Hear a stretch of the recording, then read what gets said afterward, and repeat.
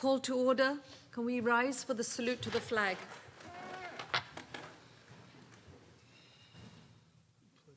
I pledge allegiance to the flag of the United States of America and to the republic for which it stands, one nation, under God, indivisible, with liberty and justice for all.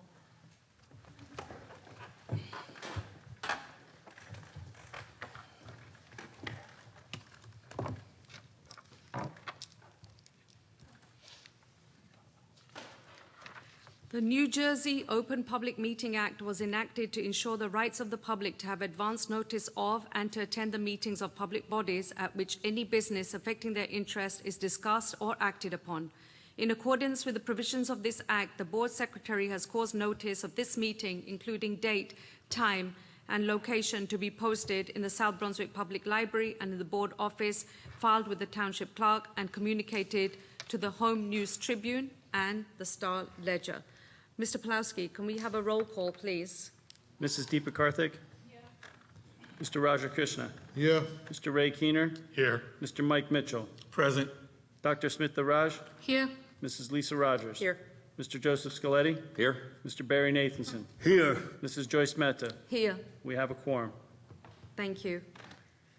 Can we have a motion to accept tonight's agenda?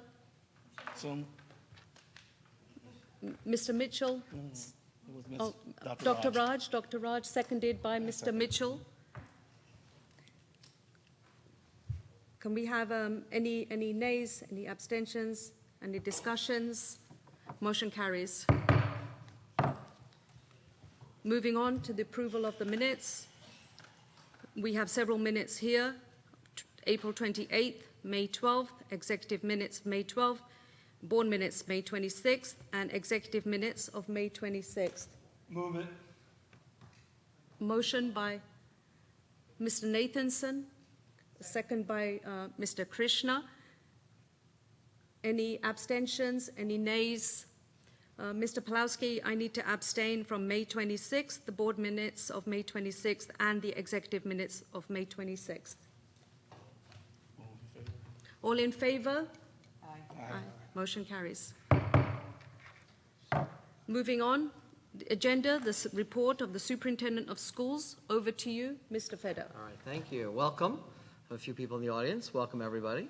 Welcome back to the board. It's been, seems like forever now, doesn't it? Yes. Seems like a long time.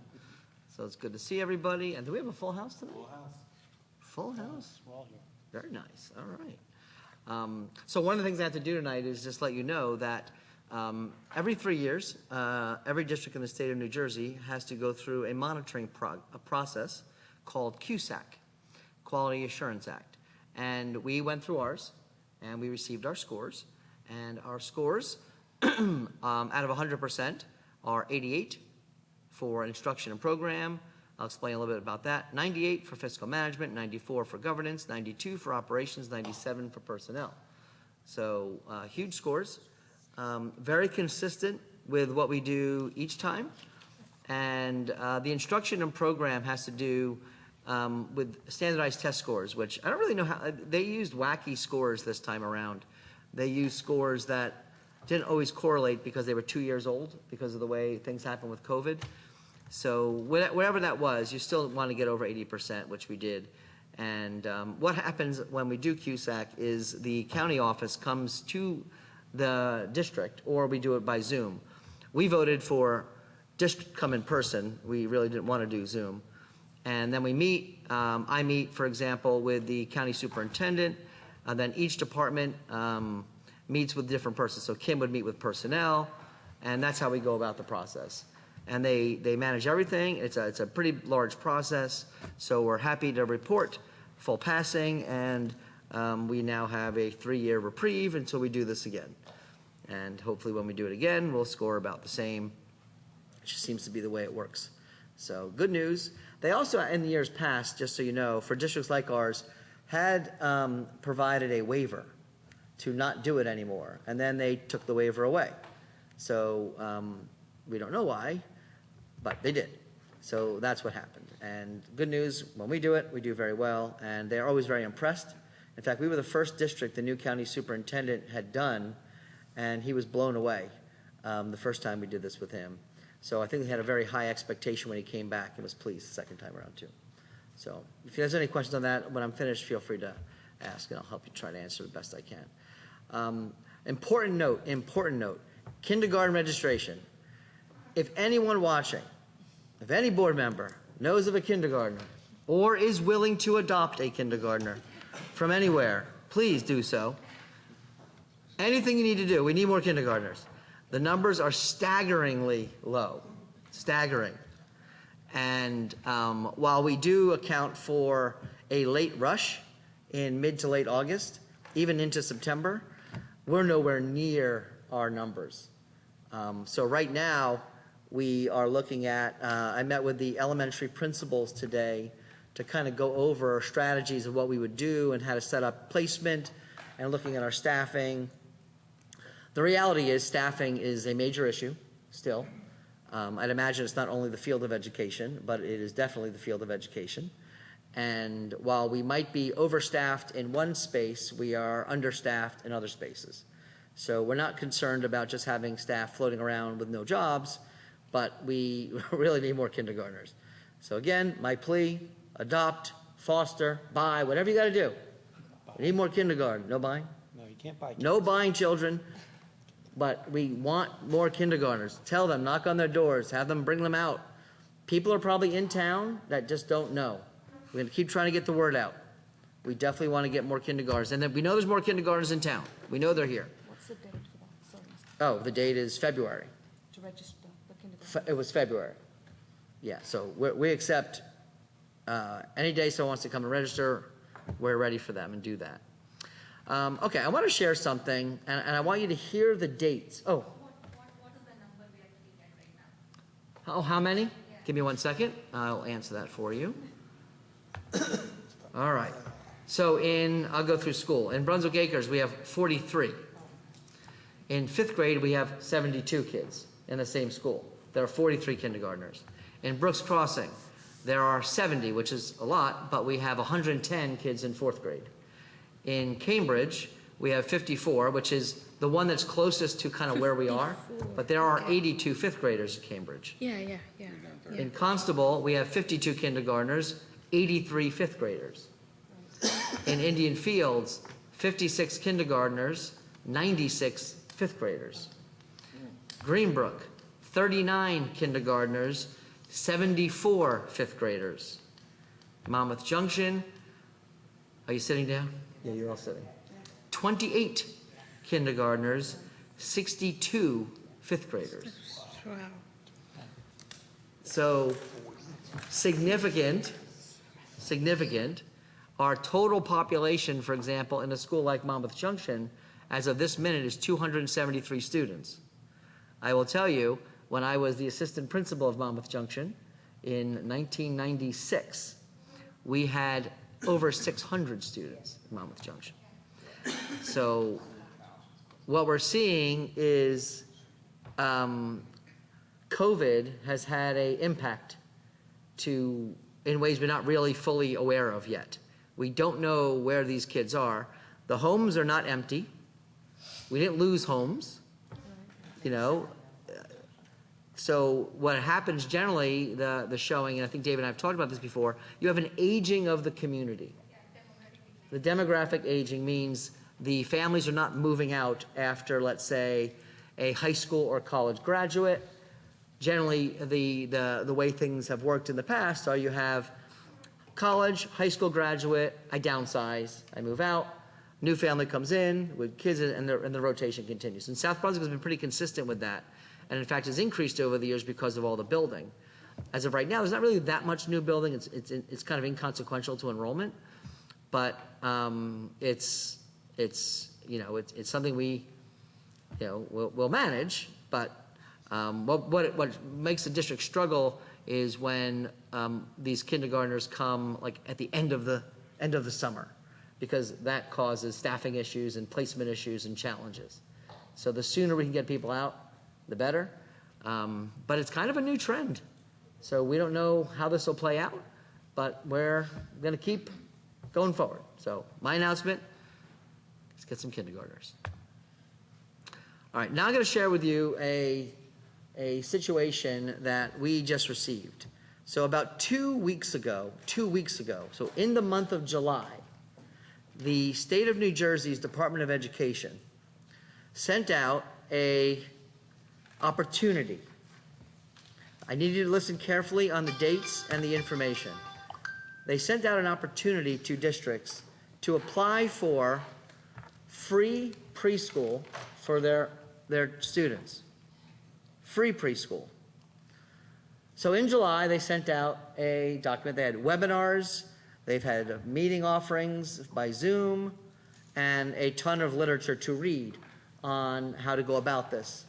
I think it's a 38-page application to do this. That application is due August 9th. The application is very specific. What it says is, first, you must provide only full-day preschool programs. If you are running half-day preschool programs, those must immediately convert to full-day programs. Also, integrated preschools can no longer have up to 50% special needs students. They can only have up to 3 special needs students. So hear this out. What that means for us, if we just took the existing programs we have and we listened to the rules to get free money from the state, our 5 programs that exist, 5-day programs, which are there are 10 half-day programs right now we have. Integrated preschools and 2 half-day programs for English language learners. Those 5 must become 10.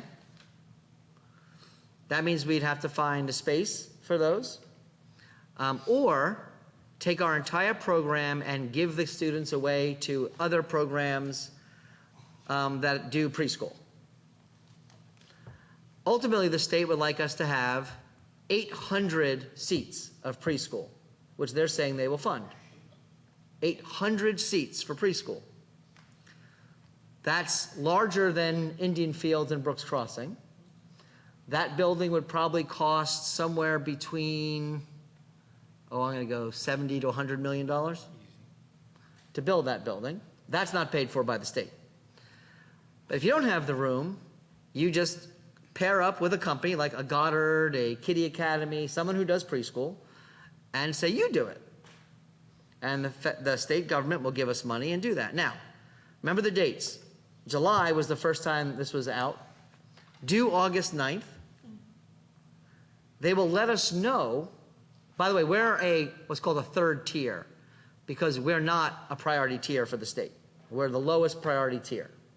Meaning if we submit, our submittal will not be reviewed until the 3rd round of awards. We will find out in the month of September and must begin the program October 3rd. I can tell you this right now. If I ordered furniture for 5 buildings today, I would not have them by October 3rd. If I tried to find 5 preschool teachers, I would never have them available by October 3rd. There is no scenario on the planet where we can start doing this by October 3rd. There's no way anyone can do it by October 3rd unless we take the 100+ kids that we have right now, find a partner in the next 5 or 6 minutes, and give them our students to teach. Not knowing really anything about them, what they're going to do with our students, are they able to meet the IEPs of our special needs students, and on and on and on. So think of what the State Department of Education has done. We are promising you money. In our case, you know how much money it would be just to do what we're doing today? They'd give us $1.8 million. Maybe it was 1.65? $1.65 million. Awesome, we can use $1.65 million. All we have to do is the impossible times 5. That's it, not hard. Here's the problem. We are still going to apply because we can't leave that kind of money on the table. So we are going to apply. We met today. We had a meeting with David, myself, Suzanne, Raphael, and Kelly LaRocca, our accountant. And we are going to figure out how to get this application in. And we are doing what I'm saying is calling the bluff of the state. We are submitting an application. We will find our 5 classrooms if they award us the money. And we will do our best to start it October 3rd. The advantage of this is if we can do it, if they do give us the money, is our half-day program becomes full day, and the cost to parents is free. That's a great thing. So the concept is there. The application, the implementation, the rollout, it just looks like someone said, let's make this impossible. And that's how we're going to go about offering money. We're going to call the bluff. We're going to do it because we cannot choose to leave money on the table and this opportunity. In 5 years, if we get awarded the money, we have to provide up to 800 seats of preschool. Now, I laugh because it's just funny, but 800 seats of preschool, again, is a large building. The rooms, by the way, have to meet a certain standard, or you cannot do this, along with the preschool teachers that all have to be certified P3, have to be. You have to hire what's called a master preschool person, and then you have to have an administrator with preschool experience to be in charge. By October 3rd. By October 3rd. If you get awarded in September. So that means you can't start yet. You can't just start doing this yet. We can't afford to just hire 5 new teachers if we don't have money coming in. We can't afford to go buy furniture if we don't have money coming in. So literally, if we get awarded the money in September, we'll have somewhere between 3 days to 33 days to do everything I've just shared.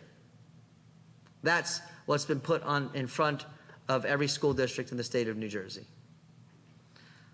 And still, we feel it is absolutely the obligation of this district to do everything we can to make that impossible happen and get money for our families and get a great program that we will create or we will farm out if we need to, but to get free preschool and get all of our students to have 2 more years of education for free, we're not going to pass up the opportunity. I know there were a couple hands. So let's go Ray, Smitha, Deepa. Yeah, thank you, Scott. As you said, the rooms must meet certain criteria, and that is very specific.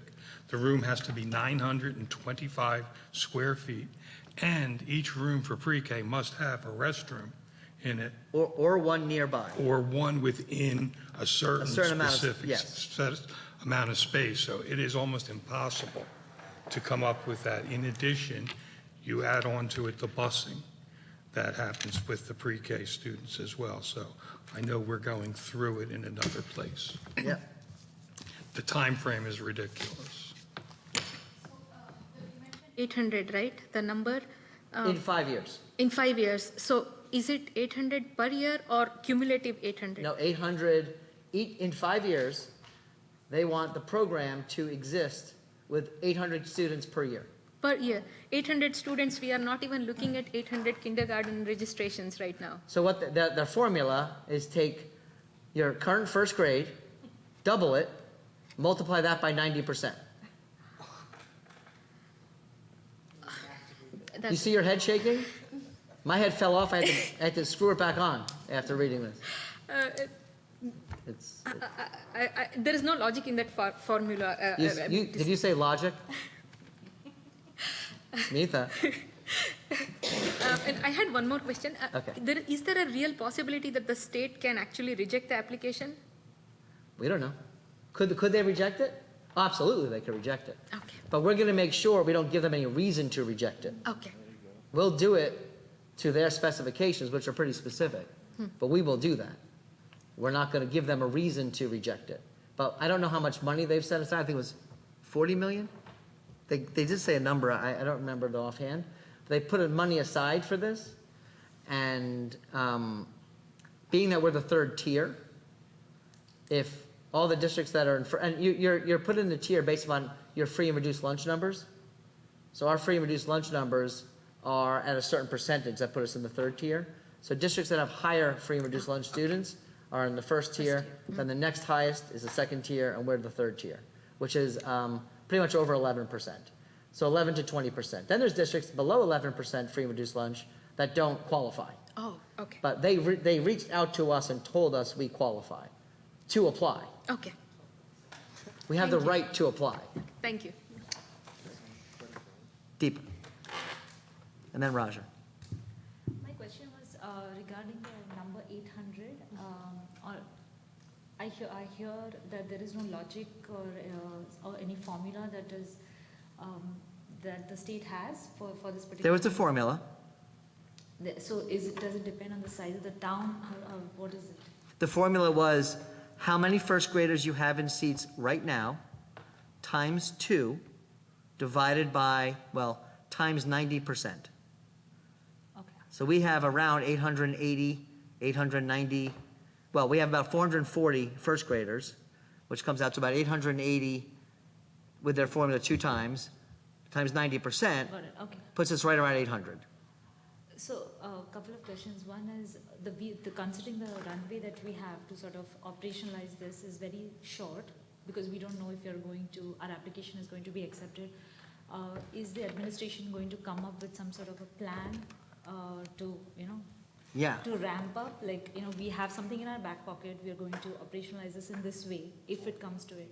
Number one. Second, my second question, Scott, is if we were not if our application is accepted, but we are not able to ramp up, what are the implications?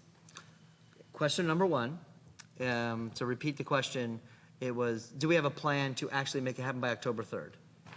We have a plan to do everything possible to make it happen, and that plan will absolutely fail. There's no scenario where we will be able to hire 5 new preschool teachers, all certified, that will be available to start. If you think about it, in September, and you guys all understand how this works, in September when they award it, now let's say we're smart, and we post anticipated openings for those positions to end on September 1st, the posting, right? That means we have all the candidates available who've already applied. September 2nd comes, that's the earliest it would come, September 2nd. We get a notice that says, you're on, go. Okay, September 2nd, we start interviewing, we find 5 candidates all certified. We offer them jobs that minute. We forget about the board, we hire them anyway, and you have to just say, yes, thank you. And you'll wait your turn to get your chance to approve them because I can't do that otherwise, right? Those people probably have jobs. They have to give, if they work in school systems, 60 days notice. That means they won't actually be available till November. But I have to start in October. I will not have furniture that children can sit in, so they will sit on the floor in an empty room, or we will try to parse what we can put together, but furniture will not be available if we order in September. There's a process for bidding, there's a whole process. It never could happen by October. The only way to avoid that would be to put in orders right now for classrooms. So the other option to your backup plan would be to say, we're not going to educate the kids. Now, take what you want of this little tidbit. The state of New Jersey is offering school districts who educate their own students $13,900 per student. However, if you give the student to somebody else, they will actually pay $15,700. I would love to understand the explanation of why us not doing it ourselves is worth more money to the state for us to give away the education of children to non-state approved places. And pay them more money than they're willing to pay us to do it ourselves. What's the reason for that? Conspiracy theorists probably have all kinds of good reasons as to why that is. None of them are good. I don't have any rational thought I could think of to why paying for me to interface with Goddard, let's say, and give them our students, our special ed students, remember, they're under IEPs. We are responsible for their education. So the state is saying, well, first of all, the state won't pay for special education students. So those students are not included in the money. They're free. We have to educate them at our own expense. The preschool Yeah. I can keep going, and the rest, you'll eventually just fall to the table because it's this crazy. So they not going to pay us for the special ed students, and to do this with an outside agency, we have to take those special ed students that we would cultivate ourselves and give them to somebody else to educate. But we would still be responsible for their education. And they'll pay more money if that's the way we go.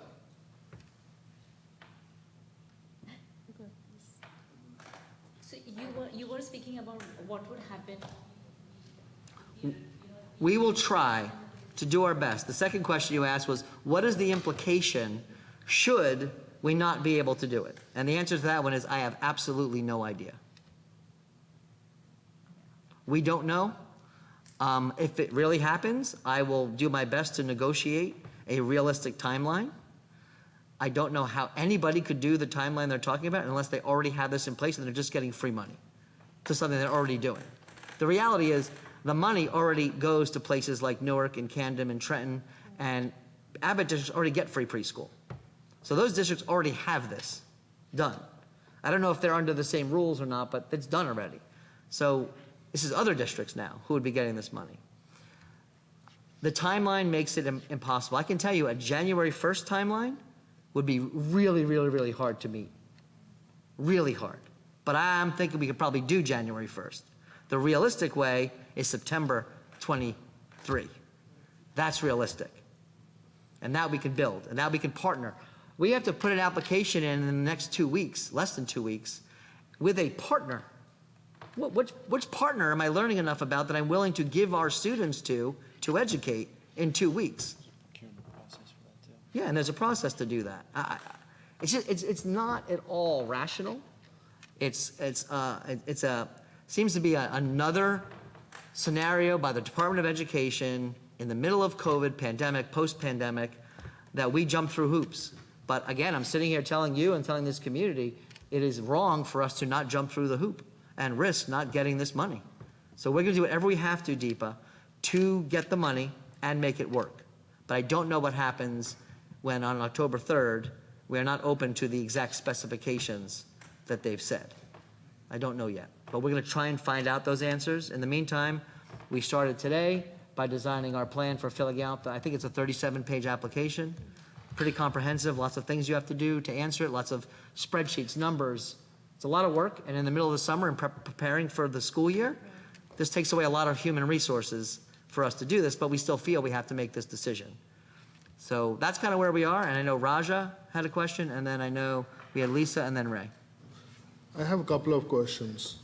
Number one is just thinking that all this goes smooth and through and we can achieve everything that they have said. Is there a building in place or is there a location in place where we have something, space or something that this can be done? So we would have some options. I'll answer that one first. We'd have some options. If we can find a building that we can retrofit to the DOE standards and the preschool DOE standards, you'd have that opportunity to make a purchase. That would be a referendum, which takes, Dave, how long? A year in advance, A year minimum. in advance. So did you already file it last year? No, we Just joking. right, I know. Or you do a full referendum to build. You'd be looking for a full-blown referendum to build. Now, the good part of that is you pay for the building, but it's gonna be fully funded. The full operation of the building will be funded by the state. So there's an advantage to that. It's a one-time expense through bond, and then your money is covered. Just remember, if you take that on and you build a building, if the money remains available, what if the money dries up and they say, oh, we're not doing that anymore? And you've spent we would never be recommending to build a building on this. I just don't trust that the state has enough experience with this and their reputation on things like SDA grants. It's not something I would recommend. I don't think Dave would recommend. And if I did, I think he'd not be very happy with me. But figuring out a way to do something is what we're going to try. And if it means partnering with another group, as long as we have time to figure out who would be a good partner, who has the capability to handle 800 students. There's no building, there's no preschool currently in existence in South Brunswick that handles 800 kids. The only buildings in South Brunswick that handle 800 kids are our existing buildings. And we do not have 800 seats for preschool. So it's a little wacky, but Raj, you had another. Yeah, the second question was, this 800 number is for, you have to reach in 4 or 5 years. Isn't 5 it? years from now. So the first year, what is the escalatory number? That what is the minimum that we can start like So, tomorrow? it's a great question. So we currently have preschools, but they don't meet the requirement. We are not allowed to keep our preschools as they are, which means starting in September or October, we have to convert our half-day programs into full-day programs, which would require us to 5 more rooms, 5 more teachers, 5 more paraprofessional supports, 5 more sets of furniture, 5 more, all of that.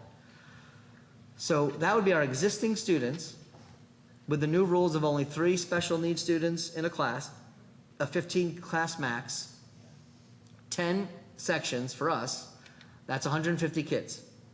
If we don't have 150, we would open more seats by some form of lottery to fill all the seats. We would fill every seat. We want it maxed. That's how you get the most money, and how you service the most kids. So 150 would be where we would need to start if we did it ourselves in year 1. We are not prepared to try and figure out how to farm this out to another group between now and August 9th. We're just not. So we have to figure out doing it ourselves in year 1. It doesn't mean at some point we can't move this to a hybrid model where we do some ourselves and farm some out, and each year move it up and find someone who has the ability to house and hold this kind of students. There's no program I've seen that has 800 students in it. I mean, you go to Montessori schools, Goddard's, Kiddie Academies, not 800. Those buildings probably handle 150 kids. So that's something we have not investigated yet. This is all very fresh. We're not always fully staffed every day in the summer. People take their vacation time, so they don't take it when school's in session. We're doing this a little bit shorthanded. But with all the negatives that I can say, the one positive is free full-day preschool for kids. And that is ultimately the driver of why we will jump through their hoops. We will play their game to the very end to see what we can get for our kids in our community. Because our kids in our community deserve that, if we can get it. Thank you. Yep. I think we had Lisa and then Ray, I think had another question. So just 2 questions. So I'm a little confused on the special ed students. You said that 3 per class or 3 total? So what they said, in an integrated preschool program now, our integrated preschools, we keep it 50% max. Right. Meaning if we have a 16-kid class, we have no more than 8 special needs students. That is to code, that is all appropriate, it's an integrated program. Okay. The state's model for this would require us to have no more than 3 in a class. In a class? So 3 in a class and 12 atypical students. Okay. Plus 12. Okay. Thank you. 12 non-atypical students. Yeah. 12 typical students. And just has there been any discussion at Just so you know, Lisa, let me just add that. Sure. We currently have 24 preschool students enrolled in our half-day programs, our integrated programs. Okay. So that's where we're coming up with the 8, we need 8 classrooms. Right. For those 24. And then we currently have our ELL program, which we would need to continue and make that full day. That's the other 2. That's why 10 is our minimum that we can do right now. Okay. And has there been any discussion about this at the superintendent associations level or school boards? it's Have we so- had any discussion? No, it's so new, we haven't even had a meeting. Okay. Is there So, going to be a meeting or not? Not before the August 9th deadline. I mean, it's literally insane to Okay. do anything like this Okay. at this kind of speed. You should want a thorough, fiscally responsible approach. And no one can deliver that Right. in the middle of the summer with no notice, with virtually no time. And even if you get the money, as I've described, it's going to come at a time where you cannot physically, linearly start by October 3rd. Do you think there needs to be some type of a letter blitz to the Department of Ed or to the Assembly and Honest, if Senate? I thought reaching out to anybody would help, Okay. I would have already done it. So Okay. my opinion is, they have not been responsive Okay. to anything Okay, in the last 2.5 years. thank you. Any topic, anything. We'll be making some phone. Ray, you had something else? I just wanted to add to what you're saying as far as the timeline, just for my fellow board members. I went through this in North Brunswick in 2018. We put together the full-day pre-K program on a program similar to what the state is offering now. It took us 14 months to prepare for that, not 14 weeks, which they're giving us, 14 months.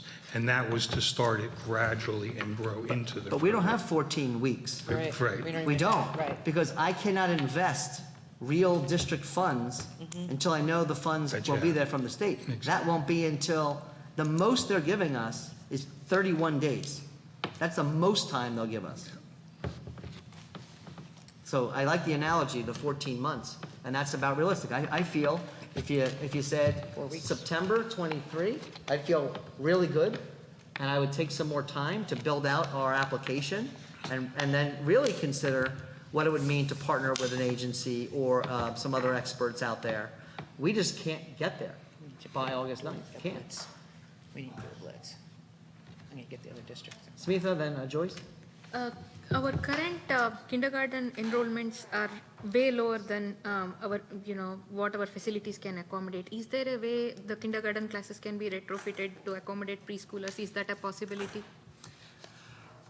If we need 5 rooms, we got 5 rooms. That I can do. For right now, the first year, I can identify 5 rooms. Not ideal, but I can do that.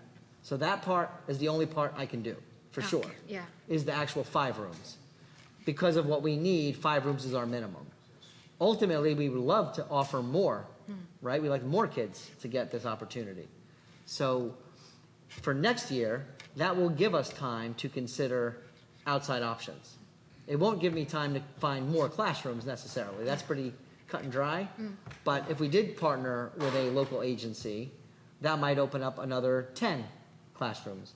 And let's say the next year we found another agency that we felt comfortable. We vetted them.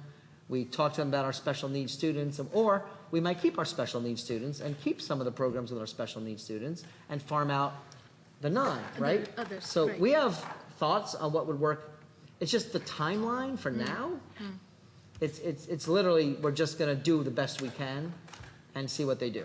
And we said, if they don't give us the money, we know we've done the best we can for our kids in our community. The hardest part perhaps is finding kids. It might be, and I think that part will probably be more manageable because our first grade next year, if the numbers stay similar, won't be that much. So in 5 years, if everything continues to drop, I'd imagine the formula would still be 2 times first grade times 90%. Okay. But that number For might be that current reduced at year. that point. Yeah. Oh, for that Remember, current the year. reason Okay. it's doubled is because it's 2 years. Preschool's 3 and 4-year-olds. That's why they're doubling the first grade. Oh, Because it's 2 okay. years of kids. So I'm sorry I if I missed wasn't that. I clear. missed that. It wasn't arbitrary. Okay. Like that was not arbitrary. Everything else kind of arbitrary, but that one wasn't. So Okay, that's something I missed, so, yeah, thank you. you got it. Joyce was next. Sorry, and then Lisa Deepa. So Scott, right, seeing this myriad of problems in front of us, right, mainly due to time that we're saying, right, mainly due to time, and I'm sure that other districts and other superintendents are struggling with the same issues, right? Piggybacking off what Lisa Rogers has just said, right, is there no way that we will still try to, do everything that we can, but is there no way that we can collaborate and send out some sort of letter to say, hey, we're in difficulty with X, Y, Z, and we ask you to consider this. Yeah, no, you and can. just I'm not saying you can't. No, but you're saying that it might My not be opinion fruitful. Is right. it will not have any weight, and I don't know who else is willing to do this. But just remember, it's really August 1st right now. Right. This is due in basically a 8 week. days. Yeah. That's why I'm saying just to give us some time, right? Because we need, They have their time, timeline. an extension. No one is wrong No. in saying to do that. Right, I don't want to argue whether it's good or bad.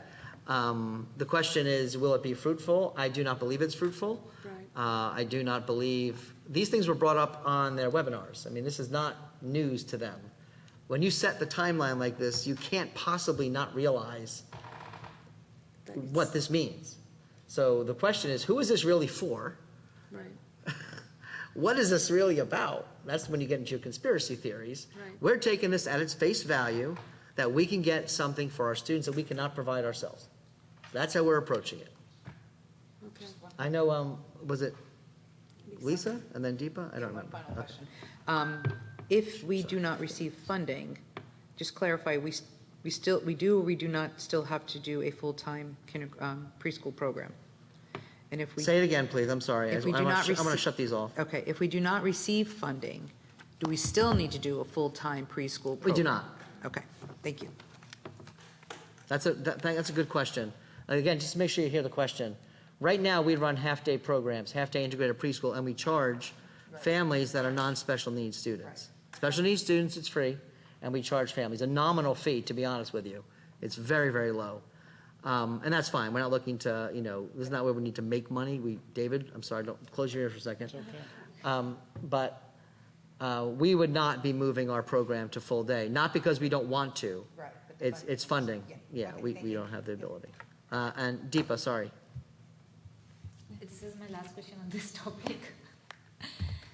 Scott, so will we be seeing sort of the administration's plan to get us, a sort of a basic proposal or whatever it is that you're imagining us to get us, up and running in terms of an operational plan, whether we get to it or not? Yeah. Something to react to that, So we have to create that as part of the application. So we can absolutely share the application. Thank you. And that will have Yeah. the nuts and bolts of all that. Okay, thanks. Yeah. Thanks, Scott. Any other questions? To my right? To my left? Seeing none? Scott, anything else? Couple of real quick things. Sure. Supply lists are coming out. Summer reading and summer assignments, all that's out. Just, parents probably already know this. But I do want to talk about elementary homerooms assignments. So one of the things that we are facing, and we faced last year, was the increased challenging behaviors of students.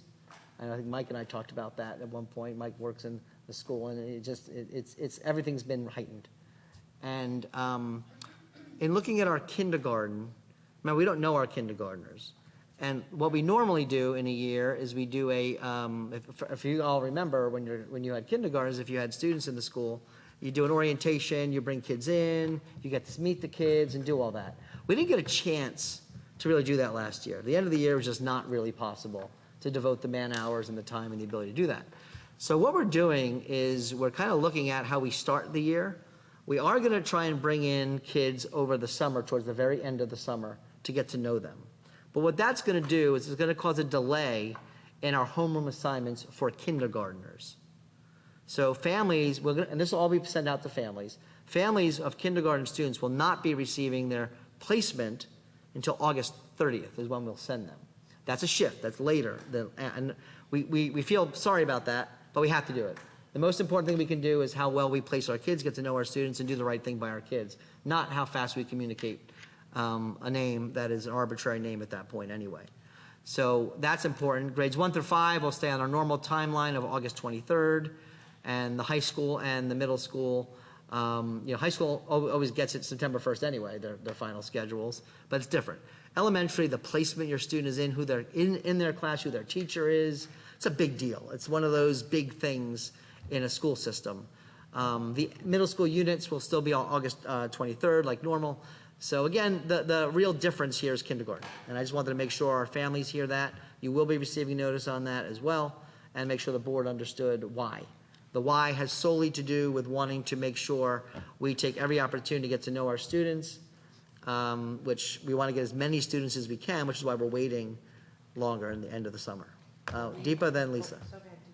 Sorry, it was Lisa, then Deepa last time, so it's Deepa, then Lisa. I just wanted to understand, what about those families that are traveling and, are not expected to be back?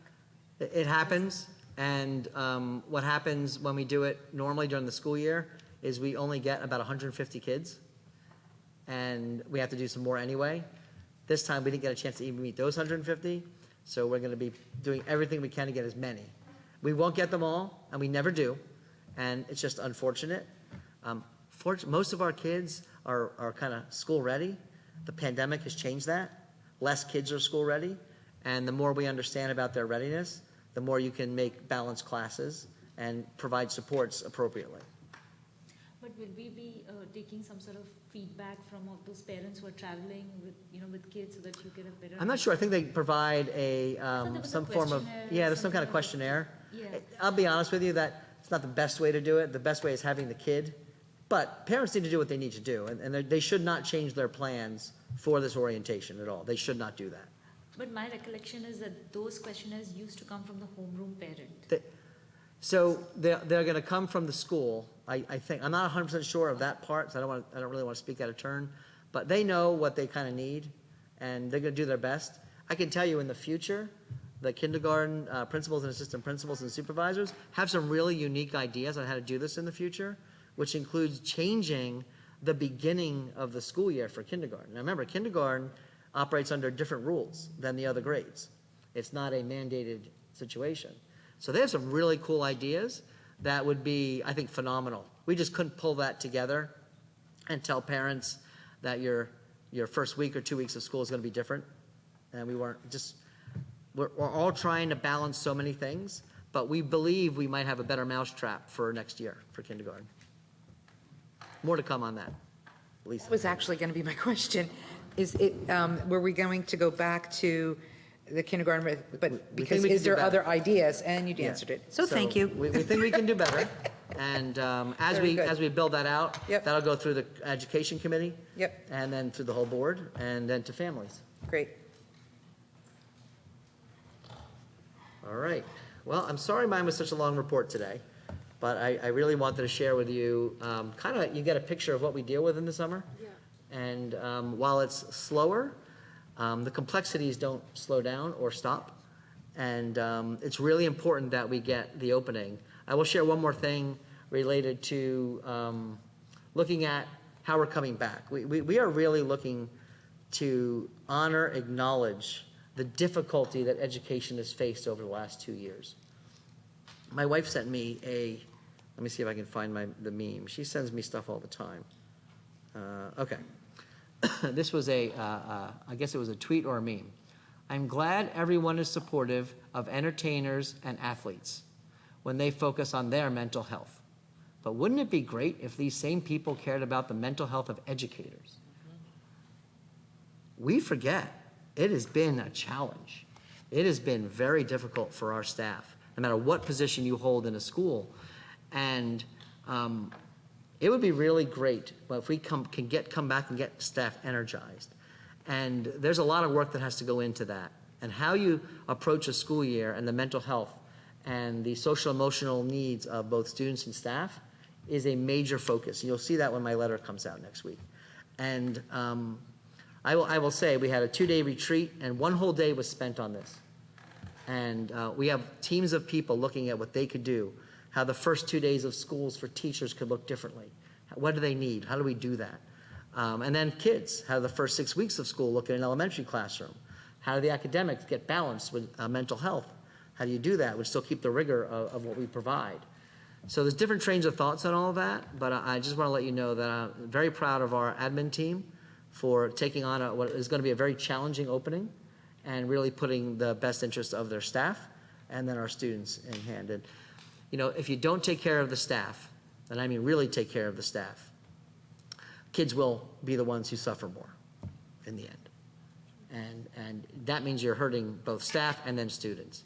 We need to make sure we don't hurt either and do that. So just understand that's another big movement of ours, and it's very complex to do that because balancing mental health with rigor and academics almost seems, like a bipolar situation that we need to figure out the balance.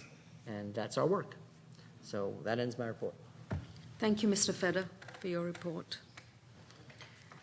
Moving on to public comments on agenda items only. The Board of Education recognizes the value of public comment on educational issues and the importance of allowing members of the public to express themselves on school matters of community interest. Complete copies of the rules that govern this portion of the meeting are available to the public at the back of the room, or you can obtain an advance copy by contacting the board office during regular business hours. We reserve the right to limit each speaker to no more than 3 minutes. It is our plan to listen to each member of the public. We will note all questions and comments made. Once all questions and comments made from the members of the public, the Board of Education will respond, if necessary, to questions or comments in the most timely and efficient manner available. Please consider not repeating comments and questions made by other members of the public. I ask that you state your name, place of residence, or your group affiliation. Mr. Pulowski, do we have any registered speakers? We do not at this time. Is there anybody in the audience that would like to make any public comment on agenda items only? No? Seeing none, we will move on to the next item on the agenda, which is the consent agenda review and walkthrough. Over to you, Mr. Pulowski. Our consent agenda this evening is lengthy only because we only have one meeting this month. We did a pretty good update for everybody on the board. Items, of course, your very first items, you always have your financials. We have some transfers. We are accepting our extraordinary aid grant.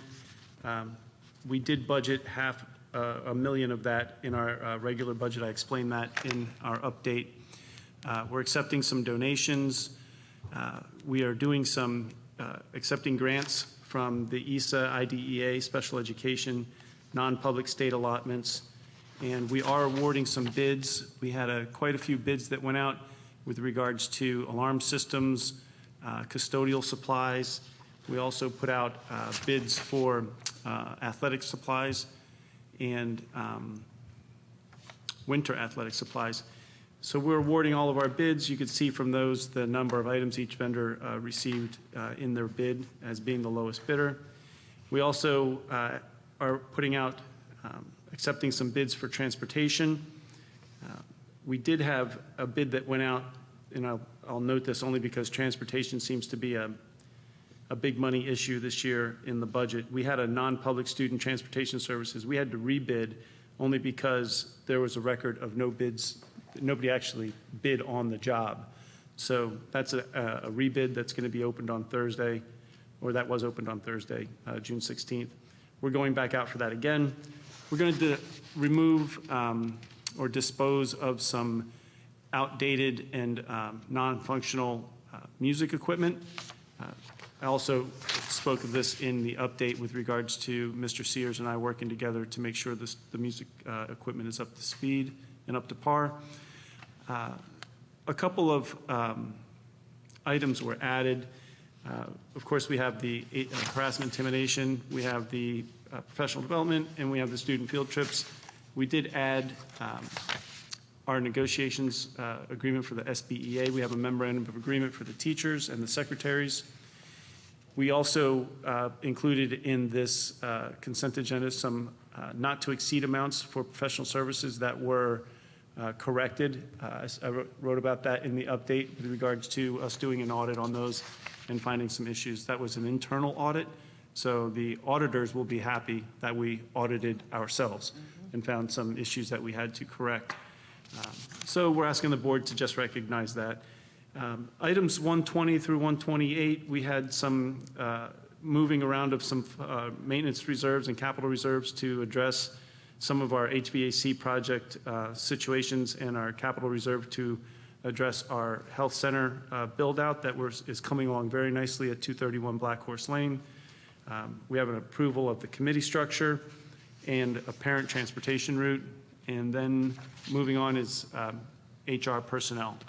So that is your consent agenda walkthrough.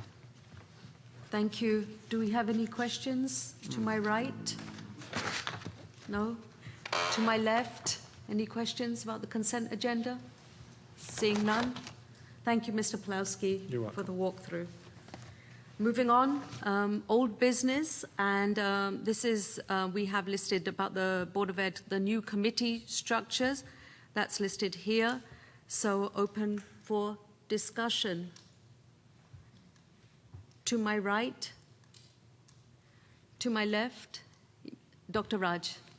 I just want to bring up the same issue I had brought up last time around, the checks and balance issue. So I I don't know how to go about it. I've been repeating myself, I guess. But yeah, I strongly believe that operations should be split up into two separate committees, one finance and one facilities, so that there is more deliberation and there is that natural checks and balance. Thank you, Dr. Raj. Ms. Karthik? Yeah, of course, there was some discussion that we had on this particular item. Dr. Raj had brought this up earlier Yes. as well. I see some merit in what she is trying to, explain to the rest of the board, and I'm in agreement with her line of thought as well. I think we could consider keeping our budget committee a standalone committee. As of now, we have three, big groupings of committees. If we could consider isolating just the budget piece of it and having, three people on that committee who are not perhaps involved in others, or could be involved in others as well, but just we could have a mix of, people, so that there is the ones who are working on facilities, transportation, are not the same people who are also working on the finance. I think that makes sense. I don't see that as something we can't do. We can certainly do that. And just because, finance is that one committee that sort of spans almost everything that we are doing. So we could consider keeping that as an isolated one. So if I have this correctly, I have this correctly, there's a motion on the table to move the budget and facility committees to standalone committees and move them out of the current committee structure that the board voted on previously. That's not a motion. Not quite. Well, there's Yet. there's a motion and a second, and then discussion. No, this is just a discussion, Mr. Plowski. This is just a discussion. Could Mr. Keener? If I could respond to both your points. You have to understand that budget and transportation, all committees are separate. So there is no, as far as checks and balances, that comes down to the business administrator.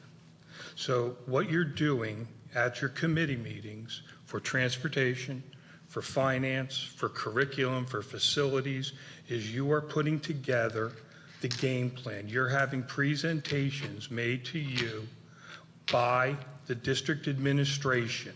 They're telling you, here's the high school HVAC program that we're looking to put together. They're presenting it to you. You ask your questions, you find out all your information, and then you come back to the board as our representatives on that committee to tell us that you have found everything looks pretty good, we think it's a good project, or you think it's a bad project. The same with facilities, or with budget. Mr. Pulowski puts the budget together at the beginning of the year. You get that budget line by line by line. It's our due diligence as a board member to go through that every month when it is sent out. And in addition to that, look at the checks and the balances that the business administration is putting and giving to us. They give you a list, it's 100 pages long sometimes, of every check, every deposit, every penny that's been income. That is your checks and balances. The committees are only there to ask questions to make sure that you understand, you're our liaison on that committee to come back to us. Thus, you give a report at the monthly meeting to say, Facilities Committee met, we went over the upcoming projects, we've got this in the works, we've got that in the works, this has happened, there's going to be a motion on your agenda tonight for a change order because such and such happened. But Mr. Pulowski is the one that has all that information. So once that comes out on your agenda, that's your time to ask a question. So as far as checks and balances, it's already built in there. You have an administrator that oversees everything we do. and he sends out a report every month. There is your checks and balances. So splitting up the committees isn't checks and balances. The checks and balances starts with the business administrator, and our due diligence as a board member is to read those board minutes or those financials that come out. And there, if you have a question, you ask the question of the business administrator. Dr. Raj? So that works well during normal circumstances, right? That, routine affairs. My experience comes from the time we spent on the health center. That was a big project, and all of us spent a lot of time. I see value in what the facilities committee did, and I see value in what the budget committee did. Both the committees worked well together, and both of them had a role to play. So my experience come from, my concerns come from that experience.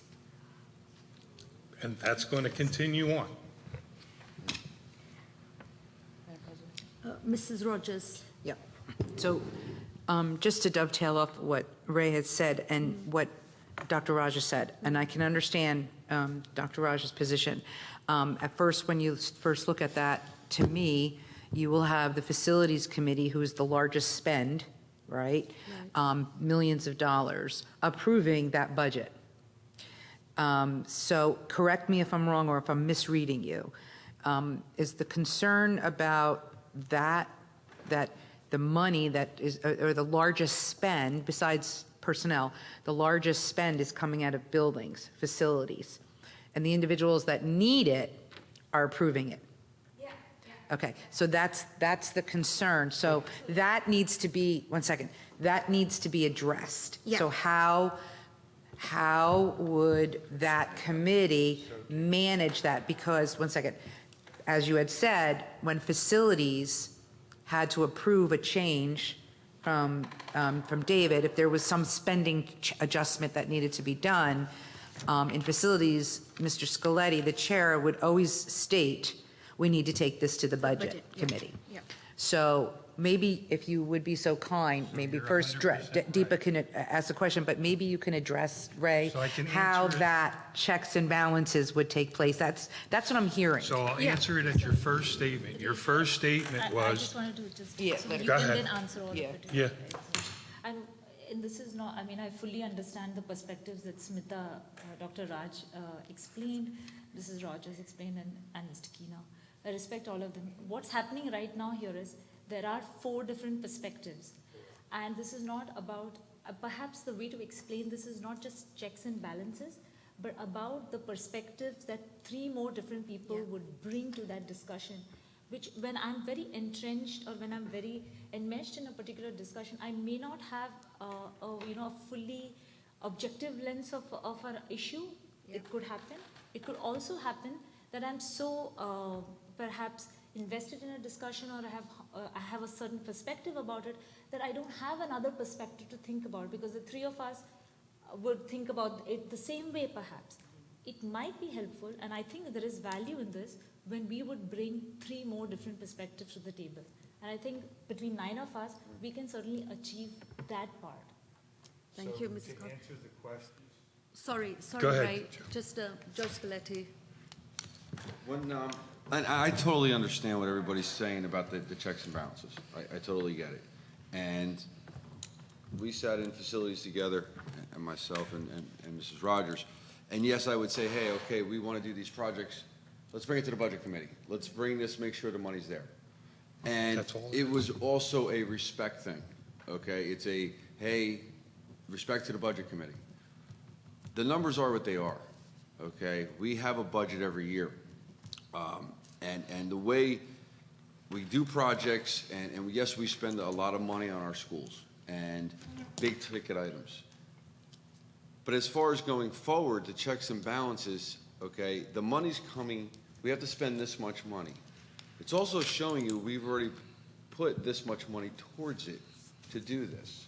It's not this year, okay, where we're at for next year.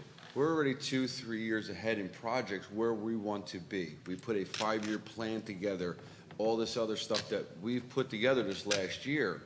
So with that being said, David is saying, okay, here's our plans, here's where the money is. Now, I don't want to speak for what's going to happen with the new chair, how he's going to run it, but the way I would have done it would have been saying, hey, listen, here's our project. Let's see what it is. It's an HVAC project. We're going to be doing this. It's $10 million, just saying. David, now show us in the budget, where do you have this out? It's here, bringing this across. At that point, it goes into the agendas, and then we have our checks and balances. It's not, the reason I also did that was because it was also showing respect to the other committees saying, hey, you got to look this over too. You guys have to look this over.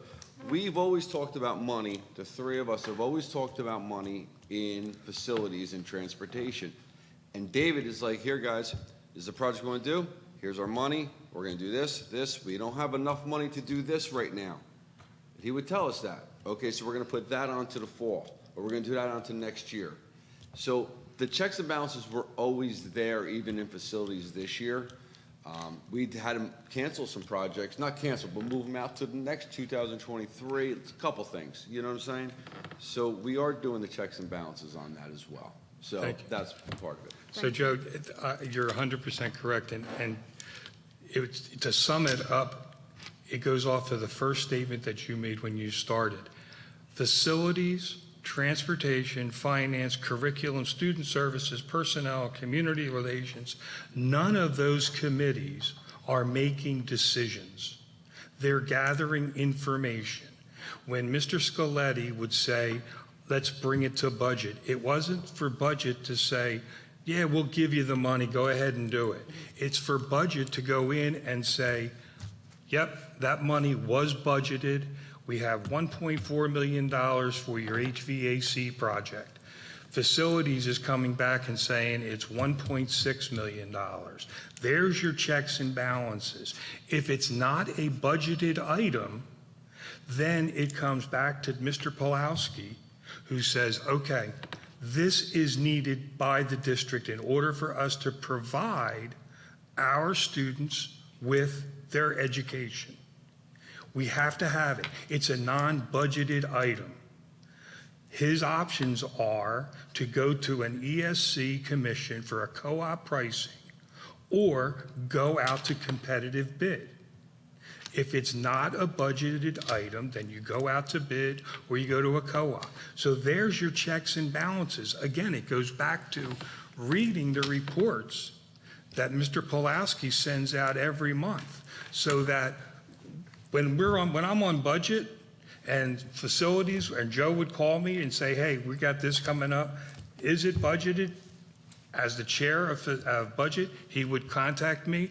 I would go through the lists and I would verify, yep, it's a budgeted item. Or if I didn't see it, I would call Mr. Pulowski, David, show me where we've budgeted for that. Well, it's a little convoluted because we had to go to 2 different account lines to get that to match up. Or it's a project that's being handled by it's in our cafeteria. So we have money through food services that's really not taxpayers' money. It comes through here, so it can be used to offset that. So that's the checks and balances. It comes at your business administrator. We're only there to verify the money was budgeted, and facilities is only there to verify that the projects that are being presented are what we need and are budgeted. Thank you, Ray. Dr. Raj. So, right now, what I'm hearing is we are banking on Mr. Pulowski, which we do. But I am thinking, yeah, which we do. That's very, that's the fact of the matter. I am looking at it as a person agnostic scenario, right? One day, none of us will be here. There'll be new people, new processes. The process will be the same. There'll be new people. But will the process that we are putting now in place, the committee structure, the new committee structure, is it, are the risks, is it risk-proof in terms of being person agnostic? Do we have a good framework where the risks are significantly lower? It is not riding on that one person.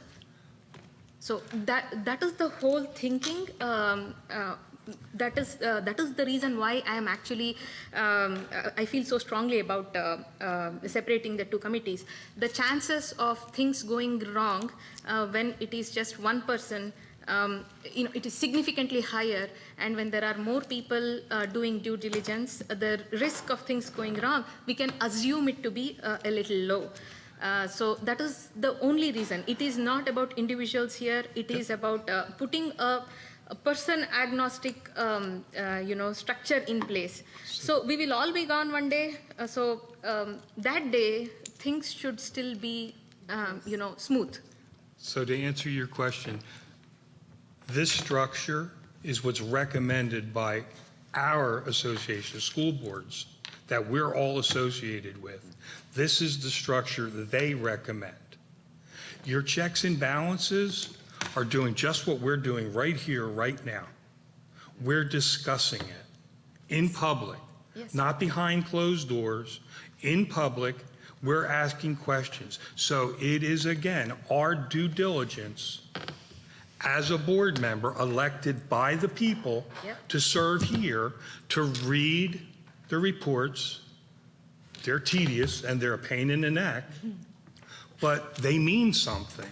And if we read them and go through them, then at the public meeting, regardless of what the Transportation Committee said, regardless of what the Budget Committee said, regardless of what the Finance Committee said, it is our responsibility to sit here and question and ask Mr. Pawlowski, explain this. What does this exactly mean?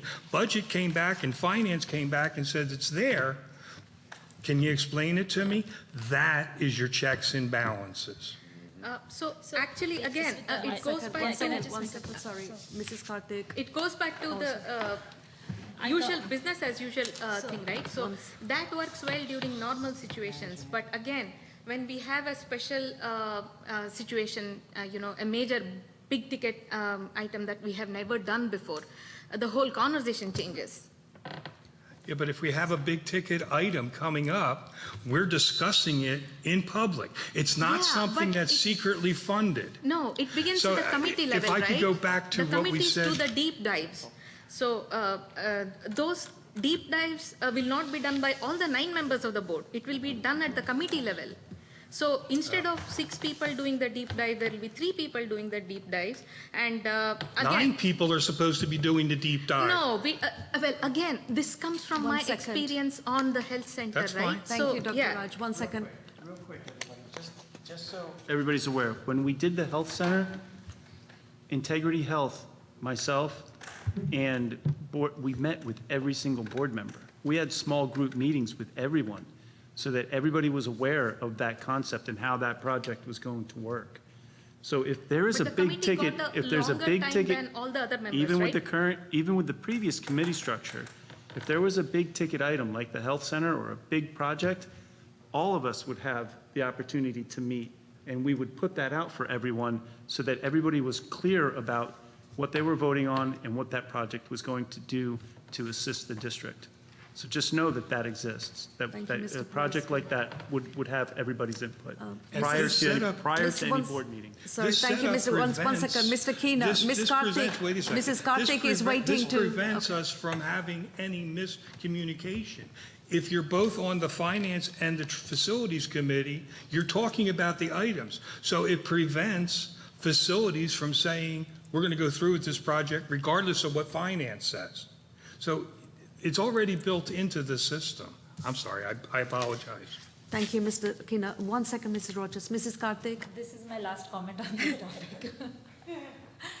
So, I was only bringing to the table 2 aspects of this discussion. One is, what Dr. Raj suggested and proposes, the checks and balances. My perspective here is the checks and balances come by adding more perspectives to that discussion. this is where I'm coming from. And, I completely agree with Mr. Keena that 9 of us are here to deep dive into every situation and every paper that comes on across our table. But the reality of the situation is that when I have Mrs. Rogers, who's chairing the curriculum committee, when she proposes and gives a recommendation to the board, I trust her judgment, and most likely I will Adopted. Yeah. We work in, we are a big district. Each one of us cannot be deep diving into everything. That is not the practicality of it may not allow that. So while Mr. Pawlowski is available to us to ask each and every line item, if I have a question on finance, I'll just call Barry and ask him first. Barry? Call Barry?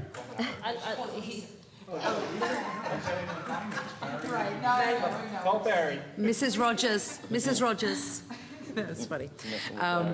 Okay, so from my I understand, Dr. Raj, exactly what you're saying. And history, sometimes we look back at and we question things that happened. But I think there's enough hawks on this board and in the public to ensure that money is being spent right. That's my first thing. The second thing is being on the facilities committee, knowing what we've done with some of the budget, right? The millions of dollars involved in not just the healthcare center, but roofing, carpeting, et cetera. We did a really good job, I think, the three of us, in ensuring that money was being well spent, and the budget committee put their stamp of approval on.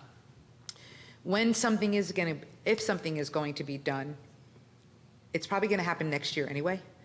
In the next 4 months, if I'm wrong, I don't see us spending large amounts of money at this point. Everything that we've identified for facilities is in place. It's currently being worked on now for summer 2022 projects and summer 2023 projects have already been confirmed. The bidding process has its own process. I don't see us doing anything budget-wise in the next 4 months. I may be wrong. Something might come up. It might come up. So my recommendation is that we move forward with these 3 committees. We monitor that committee, business operations, monitors itself. How are we doing? Are we performing well? Is it too much? And I think that come January, unfortunately we won't have the retreat in August, but in January, we relook at it. Because I personally think that there needs to be other items that are added. Whether or not we add them to the 3 current, maybe we need a 4th one, I don't know. But I think during the retreat, I think we can take a deep dive, to use your point, to really look at what have we accomplished September, October, November, December. Are we comfortable with it? Do we have other areas that we want to add to these committees? And then do we want to restructure in January? That's how I'm looking at it. Because I think over the next 4 months, we might have maybe 2 meetings per committee. I don't see us having more at this point because everything's kind of wrapped up come September, October. So I think at this point, I personally feel comfortable in moving forward with this, but I really would recommend that we take a deep dive at the retreat in January to say, how is it working? How are we doing? That's my perspective. Just Mr. one Keno. last- And you're 100% correct, Lisa. And if you listen to the board minutes when we approve this, the one thing we said at the end of it, this is a starting point. Let's try it. If it's not working, then we will massage it and change it. That's what we said when we approved this. It's a starting point, and if we need to adjust, we can adjust. But this is a starting point for us. I'd just like to make one, Mr. Nathanson? With Ray and Lisa, it is a starting point. We're going to be able to work with it for over the next few months, and we'll be able to then at that point talk amongst each other and see if it's working. And like Lisa said, maybe there is a need for a 4th committee or whatever. So we'll take a look at it. The only other thing I want to bring up, and I want to ask Mr. Fetter and Mr. Pawlowski, the policy, now we have a policy with the current structure. We need to change the policy. Is that correct? Once you decide on where you want to go, Mike actually brought this point up, that our suggestion is then we just go ahead and do the policy, and you'll adopt the policy on first and second read, and we would align the policy to the final outcome.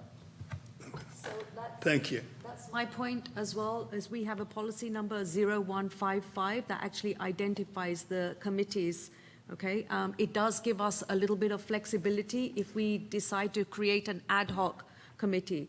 To, Lisa's point, if we need to create another committee which is outside the current committee structure, it gives us that flexibility.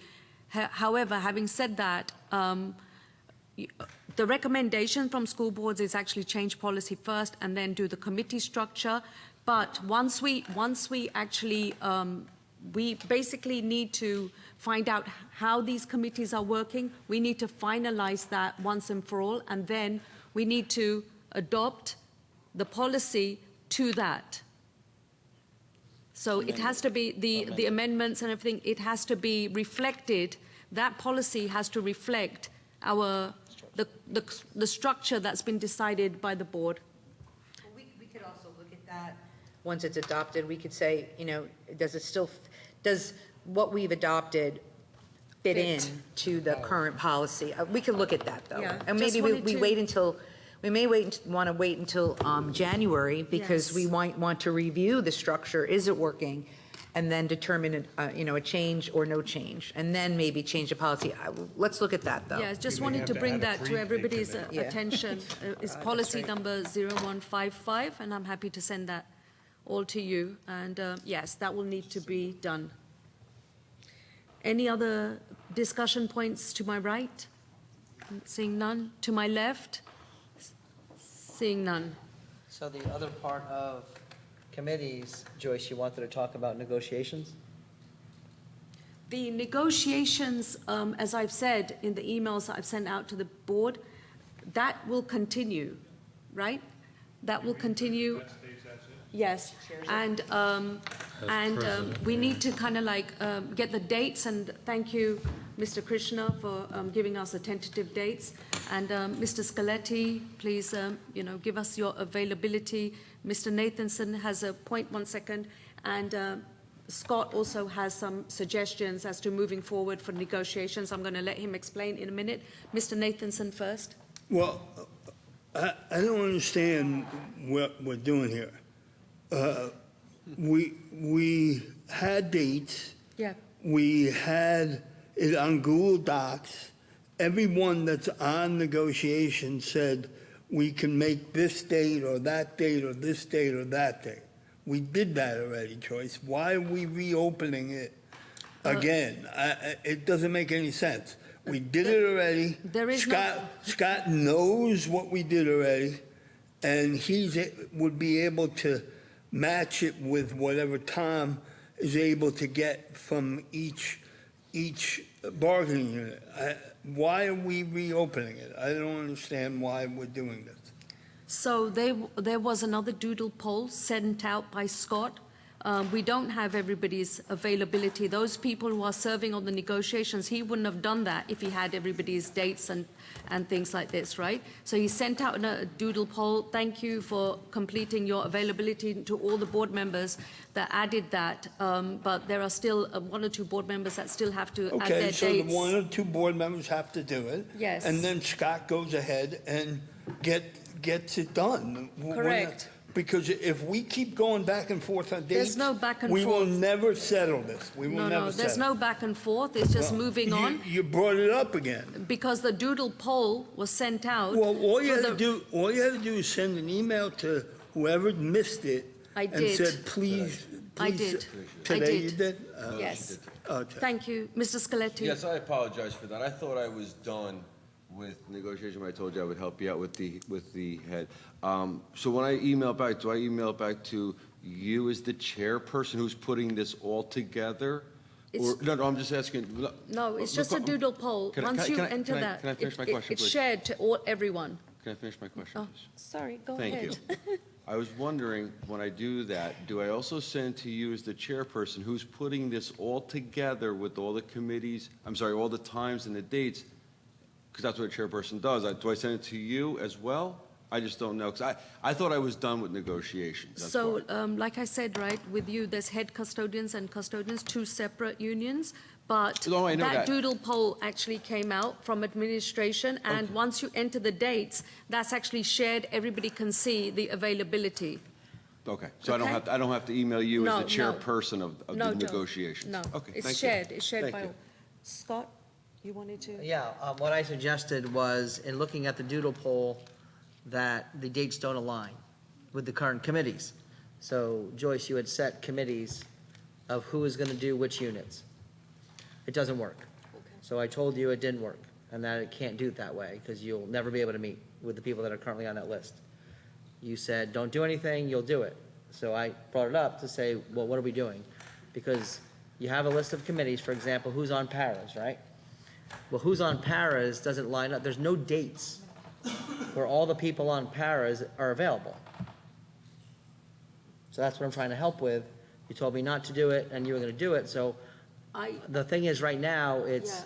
next week already, and we have 6 units to go, and I just want to try and assist you in getting that done. So if you just took out your list and looked at your para list or your custodial list, it doesn't line up.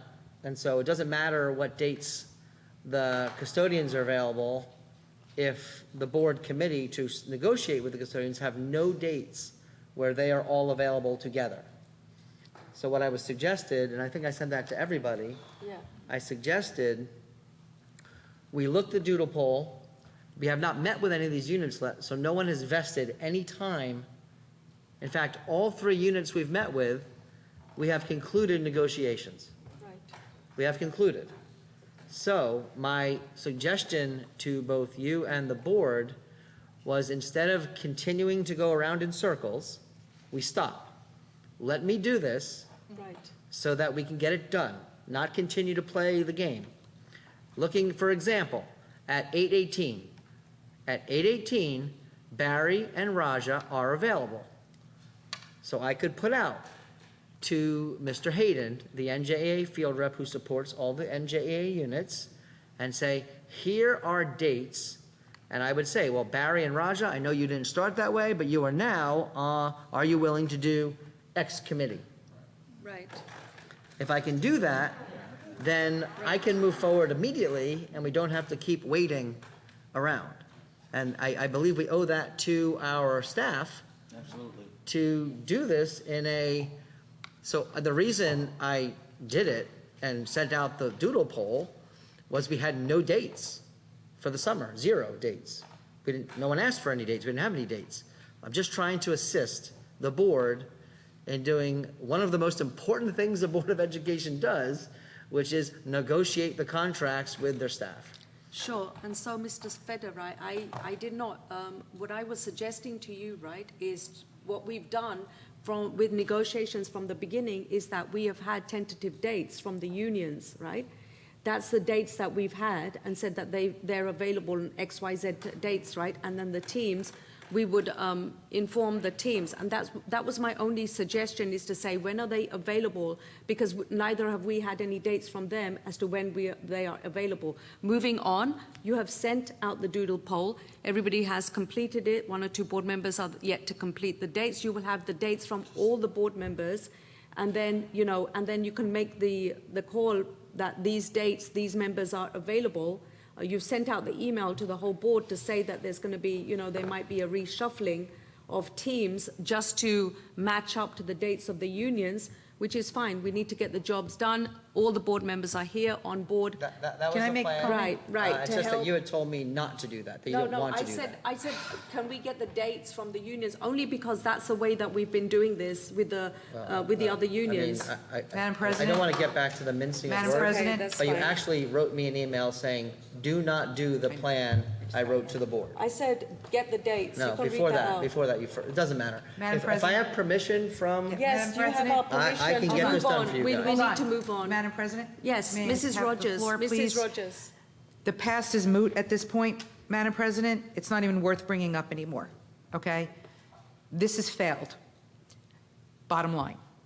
So what my recommendation is to the board is that we allow Scott to take over and schedule the dates and get the assignments done for the board members to handle.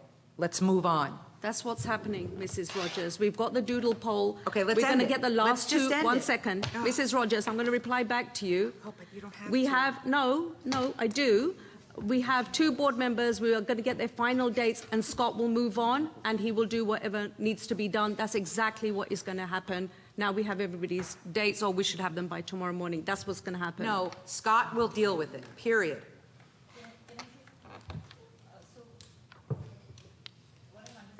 Jesus Christ, you're so dense. Yeah, You have everyone's date? I don't want to speak to any one individual, but for example, if I'm looking at a date, so just to be really clear, 8/4, just picking a date out of the blue. Yep. On 8/4, Lisa, Barry, and Joyce all put that they're available. Yep. To me, I would say to Tom, to Mr. Hayden, and say, Tom, here are the dates that I have people. You tell me which teams are available when, and if he says, Scott, the custodians are available on 8/4, well, then the new custodial team is Lisa, Barry, Joyce. Correct. I only understood what sug- you were explaining. I was just going to say, that's a good idea. I think there is consensus on this board, Yeah. is what I'm seeing. I'm Yes. seeing a lot of nods, and I'm seeing that everybody's in agreement. I'm good to go. Exactly. So we are good to go. Excellent plan. Let's get this done. That's all I wanted to try and do last week. Yep. Thank you, Mrs. Karthik. Thank you. Any other comments, Mrs. Rogers? To my right? Seeing none. more comments, thank To my left, any other comments? Seeing none. Okay, moving on now to the action items, and that's to approve the consent agenda of July 28th, 2022. Please, can I have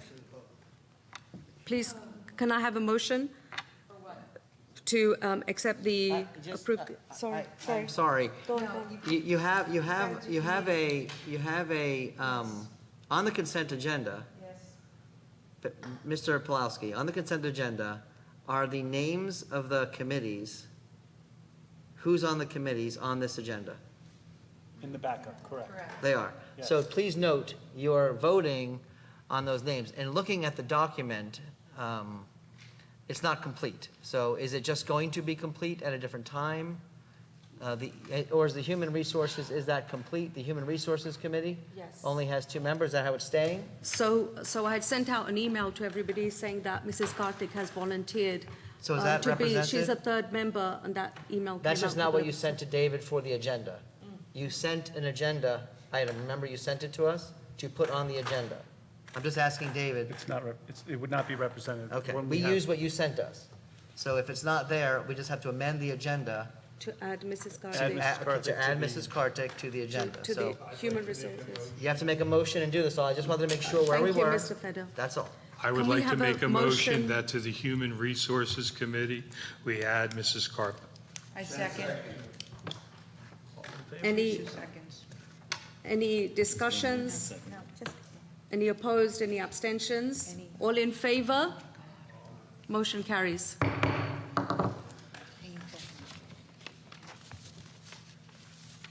We still have a motion for consent. Yes. So now, I'll move the consent agenda. thank you, Mr. Nathanson. Thank you, Mr. Mitchell. Any discussions? Roll call. Roll call, Mr. Plowski, please. Mrs. Deepa Karthik, Yes. Mr. Rajakrishnan, Yes. Mr. Ray Keener, Yes. Mr. Mike Mitchell, Yes. Dr. Smith the Raj, Yes. Mrs. Lisa Rogers, Yes. Mr. Joseph Scaletti, Yes. Mr. Barry Nathanson, Yes. Mrs. Joyce Mehta. Yes. Motion carries. Thank you, Mr. Plowski. Moving on to the board committee and liaison reports. Is there anybody that has any board committee or liaison reports? Mrs. Rogers? Yes. So the curriculum committee met on July 19th. It was a virtual meeting. It was a quick update on Dr. Disler's curriculum update, and she shared the process for reviewing the curriculum as a 5-year cycle. That's not available to be shared yet because it is still being updated by the supervisors throughout the district. But as a highlight, the 5-year curriculum ensures that all programs are reviewed on an ongoing basis. So year 1, for example, they review the program of study that they're looking at. Year 2, it's written or revised. Year 3, they implement a program. Year 4, they continue with the program in a refinement process. And year 5, they reflect back on it to ensure that the fully implemented program was done properly. This information will be provided in the August meeting once we receive the final document from the the superintendent, assistant superintendent, of curriculum. We'll be approving it in August. So also the parent guides on the South Brunswick District website are being updated now. And once the curriculum is approved, my apologies, the website will be updated.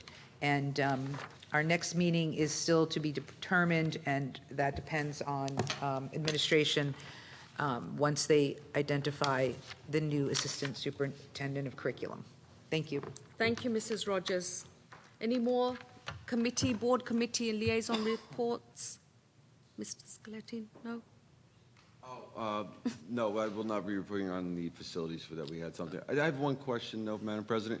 I'm sorry about the email with the Google thing before with the scheduling, but I must have missed then when the retreat date is for August. Can you please explain to me the August retreat that you put together that we said we were going to have? Do we have dates on that yet or no? No, we don't. We don't have dates on And people are traveling as well, Mr. Scaletti, so Oh, no, we okay. haven't. Okay. We don't have dates for that. Not yet? Not yet. Okay, thank you. Mr. Keener? Ms. Method, did you send out an email asking us our availability? Because I don't believe I saw that email.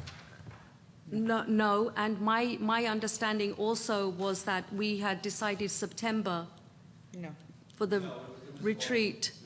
We had said August, and you had Dates. indicated you were going to reach out and see who was available. I thought I missed, because we were supposed to have an August retreat. So I apologize for that, Mr. Keener. I will be sending out an email, and we'll get everybody's availability. Okay? Sure thing. Thank you, Mr. Keener. Any more board committee liaison reports? Seeing none. Moving on to the second opportunity for public comment, and that's on any topic. So are there any registered speakers, Mr. Plowski? None at this time. Is there anybody in the audience who would like to speak? Mrs. Resnick?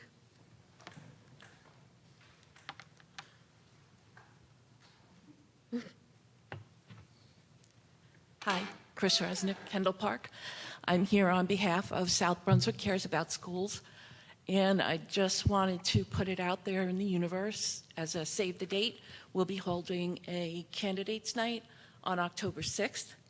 I will reach out to all of the candidates for the Board of Education with the details as far as time and place. So I just wanted to share that with those of you who are running again and to whoever our new candidates are. Thank you, Mrs. Resnick. We appreciate that. Thank you so much. Are there any other speakers in the audience? Anybody else who would like to speak? No? Seeing none? Moving on.